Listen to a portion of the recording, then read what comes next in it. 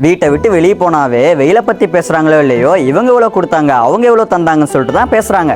அதனால் நீங்கள் யார்கிட்ட காசு வாங்கியிருந்தாலும் பரவாயில்ல, உங்களுக்கு தெரியும், உங்கள் மனசாட்சிக்கு தெரியும் யார் வந்தால் கரெக்டாக இருக்குன்னு சொல்லிட்டு, தமிழ்நாடு டெவலப் ஆகும்னு சொல்லிட்டு. அதனால் அவங்களுக்கு ஓட் பண்ணுங்கள். சாரி, ஓட்டுன்னு சொல்கிறதோட நீங்கள் டெய்லி பார்க்குற ரீல்ஸ்க்கு எப்படி உங்களுக்கு பிடிச்ச வீடியோக்கு லைக் பண்ணுறீங்களோ அதே போல் தான் இவங்க வேட்பாளராக வந்தால் நல்லாயிருக்கும், அதே போல் தமிழ்நாடு சீஃப் மினிஸ்டராக இவங்க வந்தால் நல்லாயிருக்கும்னு சொல்லிட்டு நினைப்பீங்களா, அவங்களுக்கு ஒரு லைக் போட்டுருங்க. நான் யாருக்கு லைக் பண்ணுவேன்னு பார்த்தீங்கன்னா, நான் ஒருத்தருக்கு 2020 ஒரு கடமைப்பட்டிருக்கேன்.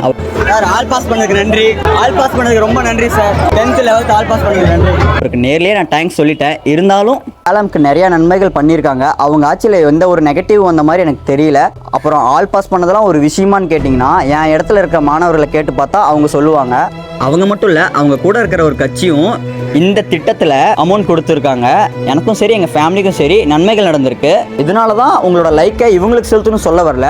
ஓட்டுங்கிறது உங்கள் உரிமை. அதனால் உங்களுக்கு யார் பிடிச்சிருக்கோ, அல்லது உங்கள் ஃபேமிலியாக இருக்கட்டும், உங்கள் ரிலேட்டிவாக இருக்கட்டும், உங்களுக்கு யார் நன்மைகள் செஞ்சுருக்காங்க, இவங்க வந்தால் நல்லது செய்வாங்கன்னு சொல்லிட்டு உங்களுக்கு தோணும்ல, அவங்களுக்கு உங்களோட ஓட்டை அன்றைக்கி போய் செலுத்துங்க. அப்புறம் ஒன்று, நோட்டாக்கு போடுறதும் ஒன்று, நீங்கள் வீட்டில் இருந்து நியூஸ் பார்க்குறதும் ஒன்று. சைலண்ட்டாக வீட்டிலே இருந்துருங்க. அந்த மாதிரி காரியங்களாம் செஞ்சிடாதீங்க. அதனால் வீட்டு பக்கத்தில் உட்காந்துட்டு இவங்க வந்தால் பரவாயில்ல, அவங்க வந்தால் பரவாயில்லன்னு சொல்லிட்டு நிறைய பேர் பேசிகிட்டு இருப்பீங்க.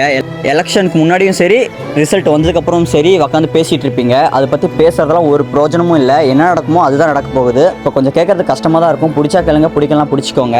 யார் வந்தாலும் யார் போனாலும் நீங்கள் உழைச்சாதான் உங்களுக்கு சாப்பாடு. எல்லோரும் மறக்காமல் 23/4/2026 அன்னைக்கு உங்கள் வீட்டு பக்கத்தில் இருக்கிற பூத், அதாவது ஸ்கூலுக்கு போயிட்டு உங்களோட ஓட்டை, உங்களோட லைக்கை போய் அவங்களுக்கு செலுத்துங்க.